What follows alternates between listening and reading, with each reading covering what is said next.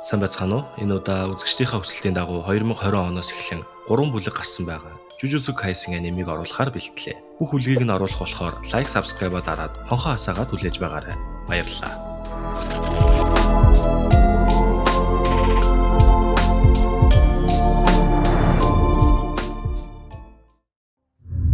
Гето харанхуй годомжинд нэгэн хараалыг ариусхан түүнийг өөртөө шингээж байгаагаар эхэлнэ. Харин нөгөө талд их хэмжээний өрөнд орсноос болж амиа хорлсон гэр бүлийн амьдарч байсан байшинг нь сүнстэй гих болсон талаар танилцуулна. Хохирогчд ихссэн учраас яаралтай шийдвэрлэх шаардлагатай гэснээр Мэймэй болон Ёри нартаа алгасан байв. Тэд ч байшинд орон Мэймэй би энтхийг чи хоёр давхрыг шалга гэхэд би ганцаараа юу гээд айж байгаач заа гээд л явна. Ёри өрөөнүүдийг шалгаж явсаар сүүлийн өрөөг шалгахаар ороход хаалга өөрөө хаагдана. Ёри ч хулгануудаас айд сандран өрөөнөөс гарахад ард нь Мэймэй зогсож байдаг. Нэг давхрыг шалгаад болчихсон юм уу гэхэд бид нэг давхарт байна гэв. Зам таарлцсан хог, лааз, цүнх болон цамц тэдний гуравтхаа харж байна. Бас би ирэх замдаа тэмдэг тавьсан. Тиймээс бид гидсэн дотор нь байх шиг байна гэв. Бага байдлаас нь харахад хараал нь өөрөө сул дорой байх. Хоригоос гарч чадвал асуудалгүй. Чи эндээс яаж гарах вэ гэхэд хараал урт коридорыг эвлүүлж үүсгэж байна. Тиймээс бүх хурдаараа гүйвэл нурах болно гэхэд ойрхон байла 90 оноо гэв. Үлцэн 10 оноо нь юу болохыг асуухад хоёр тийш зэрэг гүйх хэрэгтэй гин. Тэд ч хоёр тийш гүйсээр байшин тэр чигтээ нурчхна. Тэдэн дээр Гожо ирчихсэн. Аврахаар ирлээ гин. Ёри түүнд уурлан орилоход ард нь хараал гарч ирсэн ч Гето өөрийн дуудсан хараалаар түүнийг зогсон. Шингээх болохоор залгиж болохгүй гэв. Гэтэл тэдний багийн Шоко гэх охин 2 хоног холбоо барихгүй болохоор нь санаа зовлоо гин. Ёри ч 2 хоног оо гэж гайхна. Гожо цаг хугацааны зүрх гараа юу гин. Мэймэй та нар хүшиг татсан уу гэхэд нөгөө гурвч муухай царайлан зогсно. Энэхүү бичлэгийг хийхэд хамтран ажилласан Rival Plot-индөө баярлалаа. Энэхүү газар маань яг манай ярьж байгаа Jujutsu Kaisen болон сүүл гарсан Blue Lock, Demon Slayer гэх мэт олон төрлийн анимны мерч. Дээрээс нь эрэгтэй эмэгтэй олон төрлийн бэлэн хувцас худалдаалж байгаа юм байна лээ. Та нар маань энэхүү хаягуудаар нь ороод сонирхоод үзээрэй. Баярлалаа. Гожо Гето нарыг зааланд муудалцаж байтал гаднаас тэдний багш Яга орж ирэн та хоёрт өгөх даалгавар байна. Тэнгэн самаагаас ирсэн 2 даалгавар байгаа. Тэнгэнийг буулгах, ариун биетийг хамгаалах. Тэнгэн самаа өгшгүйч хөгшөрдөг учраас биеийг нь шинжлэх хэрэгтэй гин. Харин Гето Тэнгэн самаа сургуулийн хориг, ажилчдын байр, хоригийн шид зэрэг бүхнийг хүчрхэгжүүлж байдаг. Тэр байхгүй бол хамгаалалт, даалгаврыг далдлахад хэцүү болно. Муугаар бодвол тэр хүн төрлөختний дайсан болж ч магадгүй. Тиймээс 500 жилд нэг удаа Тэнгэн самааг буулгаж чадах, ариун биеттэй нэгддэг гэхэд Яга багш тэр охины мэдээлэл задарсан. Түүнийг 2 төрлийн хүмүүс анилж байгаа. Тэнгэн самаагийн удирдлагыг алдагдуулах зорилготой хар шидтний бүлэг Q, мөн Тэнгэн самааг шүтдэг Бансай шашны бүлэг. 2 хоногийн дараа бүтэн сартай шөнө ариун биеттэй нэгдэнэ. Тэр болтол хамгаалan Тэнгэн самаад хүрэг гэв. Гетовч Q-гээс болгоомжлох хэрэгтэй байх гэхэд бид шилдэг юм чинь асуудалгүй байх. Тэгээд л Тэнгэн самаа сонгосон биз гин. Гетовч битгий хитрхи өнгөрөөд бай гэв.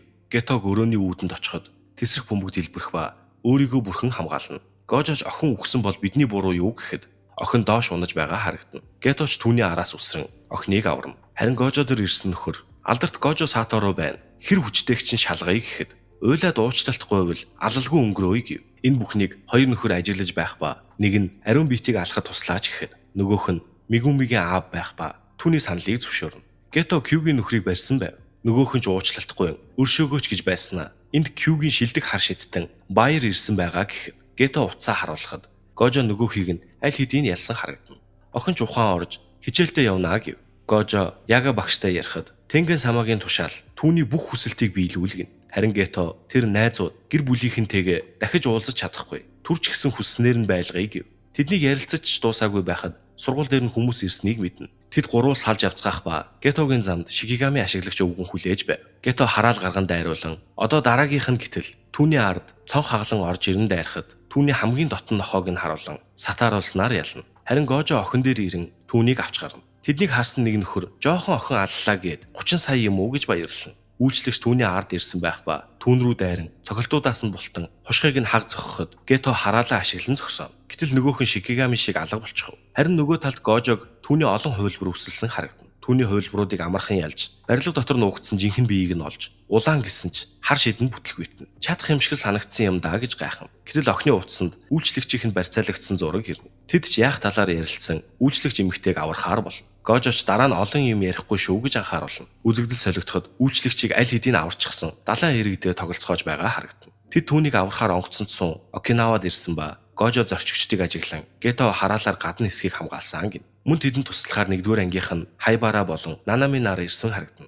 Гето одоо явцгаая гэхэд Риког муухай царайлахыг харсан Гожо маргааш буцацгаая. Токиогоос илүү энд аюулгүй байх гин. Чи өчигдрөөс хойш хар шидээ зогсоогоогүй. Бас унтаагүй биз дээ гэхэд асуудалгүй гэв. Тэд ч өдөржин зугаалж цагийг хөвгөлтөө өнгөрөөн маргааш нь хар шидийн сургууль дээр ирцгээв. Гето бүгд сайн байлаа. Бид сургуулийн хориг дотор орж ирсэн гин. Гожоч дахиж хүүхэд харах ажил хийхгүй шүү гэтэл Тожи түүний нуруунд сэлэм зоочхно. Гожог баг байхад нь Тожи харахаар очиж байсан ба анх удаа хүн ажиглаж байгаад баригдаж байсан нь тэр байв. Тиймээс түүнийг ядарч хүчин сулрахыг хүлээж байсан ба Геточ авраг өтөр дайруулахад Гожо асуудалгүй Риког аваад яв. Би түүнтэй тулалднаа гэв.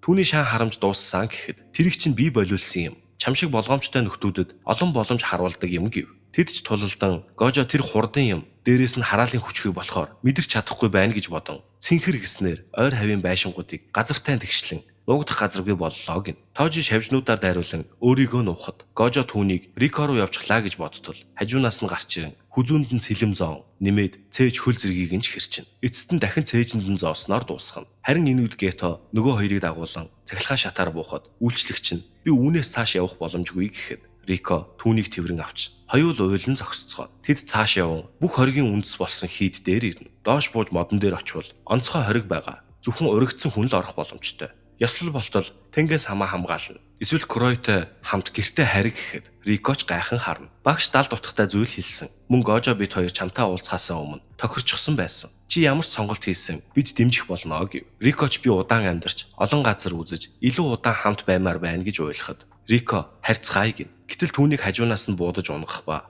Геточ гайхан таг гацчихна. Чи яагаад энд байгаа юм гэхэд би Гожо Саторог алчсан гээд гинэ. Геточ луугаар дайруулан өөрөө араас нь нэртэл энэ газрын хориг бол нуух зориулттай.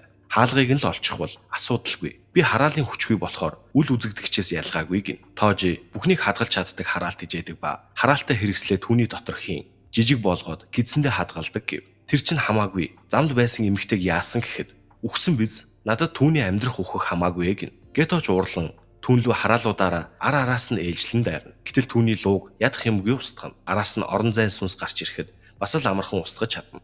Гето хараал удирдах арга гэснээр түүний тижээвэр хараалыг өөртөө сорон авах гэхэд түүнийг зогсон цээжийг нь хэрчин өшөглөөд унгана. Чамааг алчхуул чиний шингээсэн хараалууд яаж ч магадгүй. Тиймээс амьд үлдээлээ гэв. Харин Бансай шашныханд Рикогийн биеийг авчирч өгөхөд Тенген Саматай бохир зүйл холилдохоос хамгаалж чадлаа гэж баярлана. Тожиж ажиллаа дуусгаад буцаж явтал Гожо түүнийг хүлээгээ зогсож байдаг. Уулзалгүй удлаа шүү гэхэд Тожи гайхан зогсно. Гожо хоолоор нь сүлбэхэд хариу дайрах биш, эргүүлэх шид ашиглахад бүх хүчээ зарцуулсан. Тэр нь ч амжилттай болсон гэд бүр хөөрчгсөн байдаг. Тожиж сэлмээ гарган дайрахад Гожо дайралтаас нь болтон улаан гээд дайрна. Тожи босч ирэн эхнийх нь зогсоох хүч, хоёр дахь нь цэнхэр буюу татах хүч, гурав дахь нь улаан буюу нисгэх хүч гэснээ асуудалгүй гин. Гинж ашиглан дайрахад Гожо дайралтуудаас нь болтон тэнгэр газрыг эзэгнэх хүчгээд улаан цэнхэр хоёр хүчээ нэгтгэн үзмэн ягаан гаргаж түүн рүү дайрна. Тожи тэр одоогийн шилдэг нь байх намааг үгүйсгэсэн зээн гэр бүл хар шидийн холбоо тэдний тэргүүн тэднийг бүгдийг нь дарж авмаар байсан ч би ялагдлаа гэж бодон хүүхдэд дурсан санаа. Гожо сүүлчийн үг байна уу гэхэд удахгүй миний хүүхэд зээн гэр бүл зарагдана. Яаха өөрөө шийд гэж хэлээд өгнө. Харин түүний хараал мүлхэж явсаар Гетог олж ирсэн харагдана. Гожоч Рикогийн зохицыг Бансай шашны цуглаанаас аваад гарах үед Гето түүнийг олж ирсэн байв. 1 жилийн дараа Гожо хүчээ илүү сайн ашиглаж сурсан байх ба хязгааргүй хар шидийг үргэлж ашиглан давхар эргүүлэх шившлгийг эрүүл мэндэд ашиглана. Харин одоо орон зай бүтээх болон алсын зайн шилжилтийг сурах хэрэгтэй байна гэв. Гето түрүү жилийн өмнөөс болж хараалууд олширч завгүй болсон. Ариутгаад шингээх энэ үйлдэл давтагдсаар бууж өгч болохгүй. Үүргээ гүйцэтгэх хэрэгтэй гэсэн ч их л хэцүү харагдана. Хайбараатай тааралдан хар шидтэн байх хэцүү байна уу гэхэд чадах зүйлээ хичээгээд хийхэд сайхан байдаг гин. Гэтэл нэг эмэгтэй гарч ирэн чи Гето юу? Ямар эмэгтэй таалагддаг вэ гэв. Хайбараач надад их хиддэг эмэгтэй таалагддаг гин. Удалгүй Хайбараач явж Гето түүнийг хэн болохыг асуухад тусгай зэргийн хар шидтэн Цукумо Южи гин. Гето тусгай зэрэг байж ямар ч даалгавар авахгүй олон улсаар хэсэж явдаг. Олиггүй амтна уу гэв. Нөгөөх нь ч надад энэ сургуулийн үзэл санаа таалагддаггүй. Би хараалыг агнах биш, хараал үүсэхгүй байх ертөнцийг бүтээмээр байна гэхэд Геточ гайхан харна. Хараал үүсэхгүй байх хоёр арга байгаа. Эхнийх нь хүн төрлөختний хараалын хүчийг байхгүй болгох.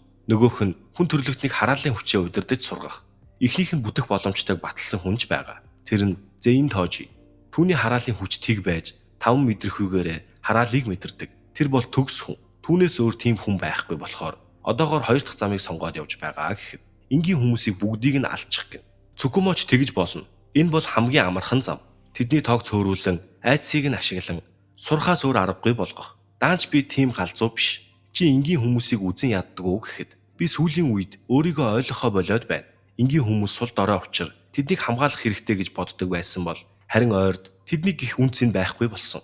Юу үнэн гэдэгт ч эргэлзэж байна гэхэд хоёулаа үнэн. Энэ бол зүгээр л ирээдүйн магадлал.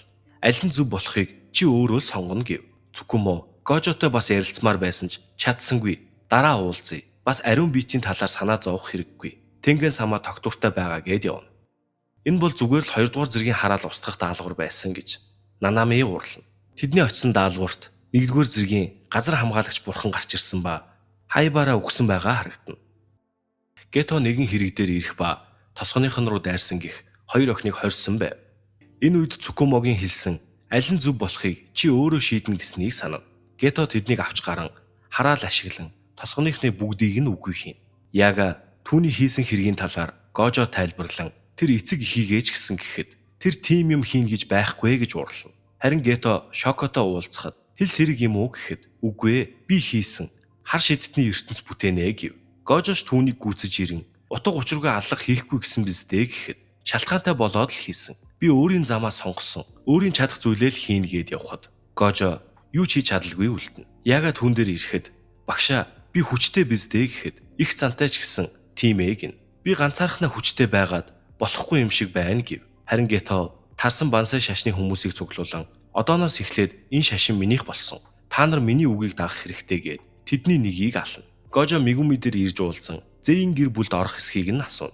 Тэнд очивол Цүмики аз жаргалтай байж чадах уу? Тэрнээс шалтгаалнаа гэхэд 100% үгүй. Тийм бол надад даатгачих гин. Гэтэл багш унтдаг юм уу гэх сонсогдож манай гурав өөрөө дуудчихад унтхаа болилдоо гэцгэн. Манай гуравч амралтаараа гадуур явж байх ба Южи кино үзцгээе гэхэд Мигуми ядраад байна харилаа гин. Харин Кугисаки би дэлгүүр хийсэн гэж салцгаана. Гэтэл Кугисаки дээр нэгэн охин ирээд Южитэй хамт байсан биз дээ гин. Тэд ч ярилцсан дунд сургуульд байхдаа нэг анги байсан. Төгсөх үедээ зориг гарган түүнтэй зураг авахуулж чадсан. Өндөр болж турсан болохоор одоо боломж байж магадгүй гэж бодоод гэв. Кугисакич Мигумиг дуудан одоо надаас илүү түүнийг мэдэх хүн ирнэ гэв. Мигуми ч ирж найз охингүй гэдгийг нь батлан өндөр охин таалагддаг гэснийг нь хэлэхэд нөгөө хоёрч баярлан боломж байна гэд түүнийг дуудана. Южиг ирэхэд Кугисаки Юког байгааг хэлээгүй юм байна. Ингиж өөрчлөгдсөн болохоор танихгүй байх гэж сандрана. Гэтэл Южи түүнийг хараад шууд л танина. Йори Гожогийн хэлсэн тагнуулын талаар бодон зогсож байтал манай гурав түн дээр ирэх ба хоёроос дээш тагнуул байх шиг байна. Нэг нь өндөр албан тушаалтай. Тэрийг яах ч аргагүй. Нөгөө нь түүнд мэдээл дамжуулж би нэгэн. Тэр бол бидний бай. Барьж аваад байцаана гэхэд Кётогийн хинэн юм гин. Манай хэд нэгэн хонгилд ирэх ба энд Микамарогийн бие Мута Коукичи байгаа. Түүнээс өөр сэжигтэй хүн байгаагийн учир байцаах хэрэгтэй гэв. Тэднийг дотогш ороход өрөө хоосон байх ба Микамаро тагнуул гэдэг нь батлагдана. Харин нөгөө талд Микамаро дээр Гето болон Махито нар ирнэ. Түүнийг мэдээл дамжуулсны хариуд биеийг нь эмчилж өгөх гэрээ хийсэн байв. Түүнийг эмчилж гэрээг гүйцэтгсэний дараа алах талаар ярилцсан. Махиточ дуртай дургүй түүнийг эмчлэн за одоо алж болно үстэй гэхэд Коукичи хүүхэлдээнүүд гарган түүн рүү дайруулдаг. Махито тэднийг ядах юмгүй устгаад хартал Коукичи алга болсон харагдана. Гэтэл шал дэлбэрч Махито гадаг шүсрэн гарч ирнэ. Коукичи аврах том хүүхэлдээ удирдан гарч ирнэ. Геточ хүшиг булгах ба ямар ч сүлжээгүй болгоно. Миний зорилго бол ямар ч хамаагүй аргаар Гожо Саторууд Шибуяд болох төлөвлөгөөг дамжуулах гэснээр Ультра Канон гэд Махито руу галлана. Маш том дэлбэрэлт болж далан нурсан ч Махито хөлөө хувирган утаан дундаас гарч ирнэ. Микамарогийн дайралт түүний сүнсийг гимтэж чадахгүйг мэдэж байгаа байх гэж бодно. Махиточ дайралтуудаас нь болтон ус руу орон загас болон хувирна. Коукичи дахин илүү хүчээр сэнэглэж Miracle Cannon гэснээр дахин галлана. Гэтэл Махито хажуунаас нь гарч ирэн гараа томруулан цохино. Коукичи Микамарог хар шидээр сэнэглэн надад 4 боломж байгаа гэд галлана. Дайралт нь онох ба Махито чиний дайралт нөлөөлөхгүй гэтэл капсул бие рүү н орж нэг гарыг нь таслана. Нэмээ түүнийг нистэл хөшгөлнө. Дахин араас нь дайртал шувуу болно ниснэ. Гэтэл түүний гар аль хэдийн идэгсэн байгаа харагдана. Дахин цэнэглэж Pigeon Piora гэд дайрах ба Махито янз бүрийн амьтанд хувиран явсаар бүх дайралтаас нь болтож түүний арын хоолойг таслах ба цохиулаад унана. Хар шидээр цэнэглэн галлахад зөрүүлээд Мохито хүрээгээ тэлэн ингээд дууслаа гин. Кокичиж надад одоо 2 дайралт үлдсэн гэж бодно. Овгийн маань гадагш задруулах хориотой уламжлалт арга. Сул доройчуудын хүрээ гэснээр Мохитог нэвт сүлбэнэ. Энэ нь Шинкагийн овгийн хувийн хүрээ гэв. Мохитогийн цээж хэсэг зад үсрэн түүний хүрээ арилна. Харин Гето хүрээндээ оруулж чадвал Гожо Саторууд ч дайралт нөлөөлнө гэж харна. Кокичиж одоо түүнийг устгаад бусад дээрээ очно гээд Гето руу дайрах гэтэл Мохито өрөмдөөд ороод ирнэ. Мекамарыг дуудан сүүлийн ганц үлдсэн хараалтай хошуугаар түүнийг дуусгах гэж дайрна. Энэ үед цэнхэр үст түүний хүүхэлдээтэй ярилцсан сууж байх ба Мохито Кокичиг аль хэдийн ялсан байв. Шибуяд Халлоуины баяр болж маш олон хүмүүс цугларсан харагдана. Хүмүүсийн зарим нь хөшгийг анзаарсан ч зарим нь юу ч олж харддаггүй. Хөшиг буун гинтл хүмүүсийг метроны буудлал руу сорж оруулна. Хар шидтэнгүүд хөшигний талаар судлан ажиллаж байх ба дотор байгаа хүмүүс бүгд л Гожо Саторог авчир гэж байгаа талаар хэлнэ. Дээд албан тушаалтнууд тэднийг хөшигний гадна хүлээж Гожог оруулахар шийдсэн байв. Кусакабе Ацуя гэх нөхөр өнгөрсөн жилийн 100 чөтгөрийн жагсаалыг бодвол хүмүүс харьцангуй тайван зүгээр л түгжээтэй байна гэв. Хүмүүсийн зарим нь сандралдаж Гожо Саторог хурдан авчир гармаар байна гэж оролцохоо. Гэтэл хөшигний цаанаас Гожо орж ирнэ. Хөшиг дотор явж ажигласаар ерөнхий төлөвлөгөөг нь ойлгоно. Харин Южигийн баг Шибуяд очиж туслахаар ярилцаж байсан ч Мэйжи жингүү өртөөнд бас нэгэн хөшиг гарч ирсэн мэдээллийн дагуу тийш явхаар болно. Гожог доош бууж ирэхэд ганц нүдэд Ханами, Чосо нар хүлээж байдаг. Южи тэр хэдийг ирэхэд 2 давхар хөшиг байгаа ба 2 хөшигний дунд хөшиг тавьсан хараал байгаа байх гэж таамаглана. Мөн баталгаатай биш ч хөшиг дотор хувирсан хүмүүс харагдсан талаар хэлэхэд Южиж муухай царайлан зогсно. Мэмэ хэрэг оруулан ажиглах ба хараал хэрээнүүдийг нь устгана. Южигээс сул дорой хувирсан хүмүүсийг олноор устгах уу? Хүчтэй хараалыг ариусгах уу? Чи юм чинь 2 дахьыг нь сонгох байх. Би 4-р давхарт хувирсан хүмүүс энгийн иргэд рүү дайрч байна. Ихэнх хүмүүс Б5-р давхарт байгаа байх. Хөшиг буулгасан хараал Б1-ээс 2 давхрын хооронд байгаа гэж бодож байна гэв. Хуваагдаж явах нь эрсдэлтэй ч удвал хүмүүс бүгд үхнэ. Тиймээс бид 7-р хаалгаар орж би 4-р давхарт байгаа хүмүүсийг аварна гэснээр салцгаана. Южиг ороход нэгэн хараал байх ба түүнийг хар шидтэн үг гин. Нүүрэндээ ойдолтой хараал хаана байна гэхэд нөгөөх нь гайхах ба дахин тайлбарлах гэтэл битэд оромжлоод бай. Би бол ухаалаг гэж уурлана. Мохито доор байгаа. Би хөшгийг хамгаалж байгаа гэв. Южи шууд л түүнийг өшиглэн хан цөмөртөл зохин унгана. Хараал босч ирэн чи ухаан муутай юм. Намайг ямар хараал гэдгийг мэдэх үү гэхэд царцааны хараал биз дээ гэтэл нөгөөх нь гайхаж тэр ухаалаг юм байна гэж бодно. Царцаа шууд л дайрч тэд тулдаж эхэлнэ. Хин ялхаа үзье. 2 гарны эсрэг 4 гар гээд цохилтсоор царцаа сүултээ хариу цохиж чадахгүй. Цохиулсаар байгаад унана. Южиг ойртоход өөдөөс нь нулиман сүүлээрээ дайрсан ч Южи болтон дуусгаж чадна. Манай гурвч буцаж нийлэн цааш явцгаана. Мэмэ чи мундаг юм аа. Чамайг арай илүү удна гэж бодож байлаа.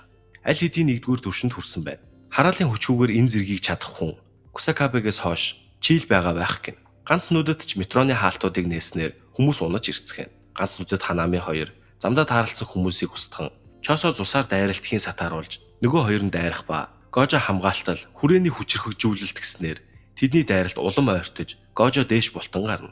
Тэдний хүрээний хүчрхэгжүүлэлт гэсэн нь давуу тал нь багасах ч гэсэн баттай нөлөөлж намаагч дайралт нь онно гэж бодно. Гето Гожо ганцаараа байхдаа хамгийн хүчтэй болохоор энгийн хүмүүс дунд оруулснаар хүчээж бүрэн ашиглаж чадахгүй. Мэдээж энгийн хүмүүс байгаа болохоор хүрээгээ тэлж чадахгүй гэж тооцоолсон байв. Гожоч иймхэн аргаар намайг ялна гэж бодсон. Чиний тархийг гайхчихлаа гэв. Гожо хөөе зэрлэг ургамлаа. 3 дахь удаага уулзаж байх шүү. Эхлээ чамайг ална. Та нар л зугтаж болохгүй гэсэн шүүгээд очно. Нөгөө 2 ч дайрах ба ганц нүдтийн гарнаас барин 1 гарыг нь тас татна. Харин Ханамыг нистэл өшгөлөн араас нь ганц нүдтийг аваад чичгэн. Ханами хараалын хүчээ ашиглан жижиг хүрээний дайралт ашиглах гэж байгаа бол хүмүүсийн дунд нуугдаад байх шаардлага байхгүй гэснээр Гожо руу дайрахад ганц нүдэд бүрхүүлээ алга болгож болохгүй гэж орилно. Гожоч дайрч ирэн 2 ивнээс нь барин суг татан гаргана. Гэтэл түүний араас Чосо цусаар дайрна. Ганц нүдэд ч дайрж Гожо хязгааргүй орон зайгаа ашиглан хамгаалж Ханами руу ойртон түүнийг хамгаалалтаа ашиглан хананд шахсаар дэлб өсрөн. Үзэгдэл солигдож Гето болон хараалууд Гожог хорихын тулд Гокумоны 4 м хүрээнд 1 минутын турш тогтоож байлгах хэрэгтэй гэж ярилцаж байгаа харагдана. Гожо уучлаарай бүгдийг ч нь аварч чадахгүй ч тэднийг заавал ариусгах болно гэж бодно. Ганц нүдэд аль хэдийн 20 минут өнгөрчхөөд байхад гэж бодсоор Гожогоос зүгтэн. Харин хонглын гүнд Гето болоогүй тэр яагаад ч үгүй байна гэд сууж байдаг. Нөгөө талд Южи нэгэн эмэгтэй дээр ирээд зүгээр үг гэтэл бүгд мангас метронд суугаад гэж хэлээд хараал болон хувраад өгнө. Энэ үед Гожогийн байгаа зогсоол дээр метро ирж байгаа талаар мэдээлэлнэ. Хүмүүс ч баярлцгаах ба метро ирж зогсоход бүгд л суух гэж дайрцгаана. Гэтэл метро хувирсан хүмүүсээр дүүрэн байдаг. Хаалга онгоход хувирсан хараалууд хүмүүс рүү дайрч эхэлнэ. Бүгд л ойрлолтон зугтцгааж метроноос Махито гарч ирэн зугаатай байна шүү гэж баярлана. Харин ганц нүдэд Ханами үхсэн гэдгийг хэлнэ. Махиточ түүн рүү дайрч үзэн нэрээ хүрч чадахгүй байна гэж инээн. Ханамигийн мод алга болсноор дээд давхраас маш олон хүн унаж ирнэ. Махито чоосоноор хараалын хүчээ ашиглан хүмүүсийг алж ганц нүдэд дээрээс нь дайрах ба Гожо гарыг нь бариад автал гараа тасд нь түүнийг хуурсан байв. Гэтэл Гожо хүрээд хилэлт Мөрё Кушо гэх ба нөгөө гуравч гайхан харна. Бүгд хөдөлгөөнгүй болж зогсох ба Гожо хүмүүсийн тархийг гэмтээхгүй тулд 0.2 секундтээр тааруулан дундуур нь явсан хувирсан хараалуудыг ээлж дараалан устгасаар бүгдийг нь цэвэрлэж дуусгана. Тэднийг дуусгаад амьсгаад нь зогсож байтал түүний урд Гокумоныг тавьсан харагдана. Геточ Гокумон ирэхэм нээгд гэхэд маш том нүд гарч ирнэ. Гожоч хоош ухрах гэтэл Гето сайн уу гэд гарч ирэхэд Гожоч гайхан хуурамч эсвэл хувирах чадвар уу үнэхээр жинхэнэ гэж үү гэд гайхаж байтал Гокумон түүнийг бариад авна. Гожоч чи хин юм гэхэд намайг марцчихаа юу? Гунигтай юм аа гин. Би хараалын хүч нүдэнд үзэгдэх бүх мэдээлэл Гето сүгүүрүү гэж байгаач миний сүнс биш гэд байна гэж орлоно. Нөгөөхөн ч тухны оёдлоо тайлан толгоон оройн хэсгээ өргөөд яаж мэдсэн юм? Энэ бол тархиа солон бие өөрчилж болдог хар шид. Чи шокогоор Гетогийн зохицыг устгуулаагүй биз дээ. Чиний хоргийг тайлах болохоор санаа зовох хэрэггүй. 100 бишээ 1000 жилийн дараа байх. Чи хитрхи аюултай. Надад гай болно гэв. Гожо надад халагдахаас нь өмнө хинд ялагдаж байсныг нь марцчихаа юу гэхэд Окоцу юута чам шиг болж чадахгүй. Сайхан амраарай. Гожо Сатору гэв. Харин энэ үед Южид Микамарогийн жижиг төхөөрөмж Гожо Сатору хоригдсон гэдгийг хэлнэ. Гожо чи сэрэх болоогүй юу? Хэдий хүртэл ашиглуулах гэв гэтэл гинэт түүний баруун гар хүзүүг нь боогоод ав. Геточ инээд алдан Махитод би сүнс 2 1 гэдг нь харагдаж байгаа биз дээ гин. Гожоч дуусгах бол хурдл гэхэд нөгөөхөн ч хаагд гиснээр Гокумон буцаад жижиг шоо болон хувирна. Нөгөө хоёрч доторх хүн нь амиа хорлохоос нааш дахин ашиглах боломжгүй талаар ярилцсан. Мэй Гожо шүү дээ. Чамд яаж итгэх юм гэхэд би 10 сарын 19-нд Махитогийн хараалд алагдсан. Энэ бол Гожог хоригдсон үед гарч ирэх нөхцөлтэй үлдээсэн амьд биеийн минь мэдээлэл. Южи бол урагч байх хамгийн бага магадлалтай нэгэн. Мөн Мэй танд би итгэж бай. Мөн таныг устгахаар хараалч ирж явнаа гэв. Мэмэч 2 байна. Чиний устгасан хараалаас ямар байна гэхэд эднэр тэр царцаанаас хүчтэй байна гин. Мэмэ тэднийг орхиод Гожог шалгахаар явъя гэтэл Микамаро болохгүй. Одоо Шибуягийн нөхцөл байдал өөрчлөгдсөн. Тэдний хориг биднийхээс хамаагүй илүү. Одоо Шибуя 4 өөр хориг байгаа ба эхнийх нь энгийн иргэдийг хорих хөшиг, хоёр дахь нь Гожо Саторог хорих хөшиг, гурав дахь нь хар шидэттэн оруулахгүй байх хөшиг. Сүүлийнх нь эхнийхтэй ижил энгийн иргэдийг хорих хөшиг гэж тайлбарлан миний хэлснээр хийгээч гуйж байна гэв. Мэй тэгэд хилэлдээ гэхэд Южиг буцаж гадагш гараад Шибуяд очиж Гожог хоригдсон талаар хар шиднүүдэд дамжуул. Харин Мэй түүнд гадагш гарах боломж гаргаж өг гин. Харин нөгөө талд Гокумон гинэт газарт маш хүчтэй унан гадна хэсэг нь халуун шатан ууршиж байгаа харагдана. Гожоч дотор нь би энд хөгшөрөхгүй юм шиг бай. Тэр хэд яаж ийгээд болгох байлгүй дээ гин. Харин гадна байгаа хэд ярилцсан Нанами хөшиг буулгасан нөхрийн учрыг олж бусд нь энгийн иргэдийг хамгаалахаар болсноор 3 баг дотогш орно. Хөшигний гадна ижичи хүмүүстэй холбогдсон нэмэлт хүч цуглуулж байтал нөгөө шар толгойд ирээд араас нь хид хідэн удаа сэлмээ дүрснээр унгана. Цагаан үст түүнд бусад хослолтой хүмүүсийг ч агнахтаа алгуур өгнө. Харин хараалууд Гокумон түүний ачааллыг даах болоогүй байна. Хэсэгтээ хөдөлгөж чадахгүй юм шиг байна гэж ярилцаж байгааг бичиж авч байгааг Махито анзаарснаар тэр дор нь устгана. Микамароч харсан мэдээлэлээ Южи дамжуулан хэлнэ. Южи хөшг рүү орж ирэхэд хаа сайгүй хувирсан хараалууд энгийн иргэд рүү дайрч байх ба замдаа таарлцсан хэдийг нь устгаад барилгын дээвэр дээр гарч ирэн Нанами Гожо багш хоригдсон байна гэж орилно. Харин нөгөө талд Махито одоо Гожо байхгүй юм чинь хараалууд болон хар шидэтгэнгүүд тэнцвүүхэн болсон. Тиймээс Итадори Южиг алчихъя. Сүкуна байхгүй байсан ч бид ялж чаднаа гин. Гэтэл ганц нүдэд Сүкуна манай тал биш. Тэр сэргвэл бидэнд аюул болж ч магадгүй гэснээр Махито тэр хоёр маргалдаж эхэлнэ. Эцэст нь Махито эхэлж таарвал алхаар болж ганц нүдэд эхэлж таарвал хурууг өгч Сүкунаг сэрэхээр тохиролцсон. Гэтэл Чосо бид хаалдвал бас ална шүү гин. Харин Гетог яах талаар асуухад оролцохгүй гэв. Ганц нүдэд ч утгагүй юм. Тэд нар бүгд л Гожог аврахаар ирнэ. Энд хүлээж байхад л болно гэтэл Махито төрүүлээд гүгээд явчихна. Тэднийг явсны дараа Гетогийн аварч байсан 2 охин гарч ирэх ба бид чамд тусалсан. Амлалтандаа хүрж Гетогийн биеийг өг гэхэд дараагийн удаа хар шидэднээс амлалт авах бол хүлээс хэрэглэж бай. Одоо алхаас минь өмнө зайлцгаа гэхэд харамсандаа гээд явна. Энэ үед Южи дээвэр дээр орилсон хിവэр л байх ба нөгөө хэд ирж байж түүнийг дуугүй болгоно. Харин Микамару түүнд нөхцөл байдлын талаар мэдээлэл дамжуулах ба Нанами хөшгнөөс гарч зөвхөн 1-р түвшнийхэн захиалах боломжтой хүсэлтийг гаргахаар болж нөгөө хэдийг хар шиттэн оруулахгүй байгаа хөшгөний учрыг ол. Бас энэ хоёрыг найдлаа шүүгээд явна. Энэ оч найдлаа гэсэнд нь бүр хөөрчихсөн. Гожо алга болсноор хоёр аюул үүснэ.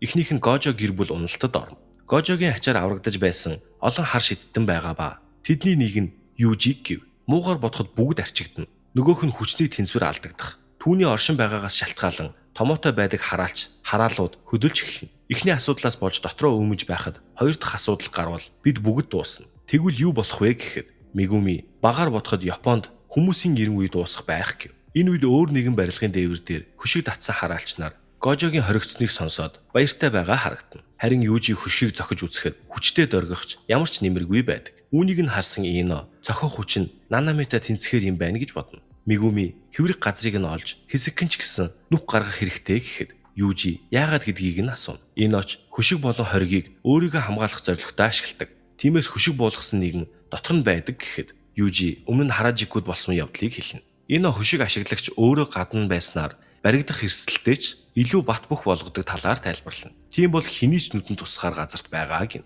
Хараалч өвгөн хар шидтэнгүүд анзаарах болов уу гэтэл шар устэй нөхөр мэдлээгээд нэмэргүй гэв. Учир нь барилга бүхэлдээ хувирсан хараалуудаар дүүрэн байгаа болохоор тийм ч амар гарч ирэхгүй гэж бодно. Гэтэл Южи Мегуми хоёр төмөр утас ашиглан тэднийг холдуулж Ино нэг гацыг нь устгасан ч хөшиг арилдаггүй. Гэтэл өөр хоёр гац өвгний гарт байгаа харагдана. Южиж түүнийг төмөр утсаар хүлэн доош татан унгана. Манай хоёрыг бууж ирэхэд өвгөн зам дээр хэвтэж байх ба Мегуми бос залтай өвгөн минь гэхэд өвгөн босч ирээд залуу хүн байж настай хүнтэй аятайхан харьцаач гэв. Харин нөгөө талд Ино ариун араатны 1-р төлөв Кайчи гээд дайрах ба нөгөө нөхөр дайралтаас нь булцсан ч буцаж ирэн гарыг нь онно. Ариун араатан буулгах арга нь нүрээ далдлан биедээ 4 ариун араатны чадварыг шингээх байв. 2-р төлөв Рейки гэснээр усан дээгүр гулган түүн рүү дайрна. Нөгөөх нь ч дайралтуудаас нь бултан эргээ дайрахад ус ашиглан хамгаална. Южи Мегуми хоёрч өвгөнтэй тулалдаж байх ба тэдний дайралтууд түүнд огт нөлөөлөхгүй. Ямар ч гэмтэлгүй байгааг харан гайхан зогсно. Иноч эмгэн рүү дайрах гэж хичээсэн ч шар толгойд түүнийг хамгаалсаар эмгэн одоо болсон гэтэл нэг зүйл залгих ба эмгэн зэний тоожийг нөгөө нөхөрч Иногийн дайралтыг гараараа бариад авна. Гэтэл түүний царай тоожи шиг болж хувирч байгаа харагдана. Энэхүү анимны маань эхний хэсэг дуусаж байна. Дуустал нь үзсэнд маш их баярлалаа. Бичлэг маань таалагдсан бол лайк, subscribe дарж дэмжээрэй. Удахгүй дараагийн хэсгээр нь иргэн уулзъя. Хонхоо асаагаад хүлээж байгаарай. Баяртай.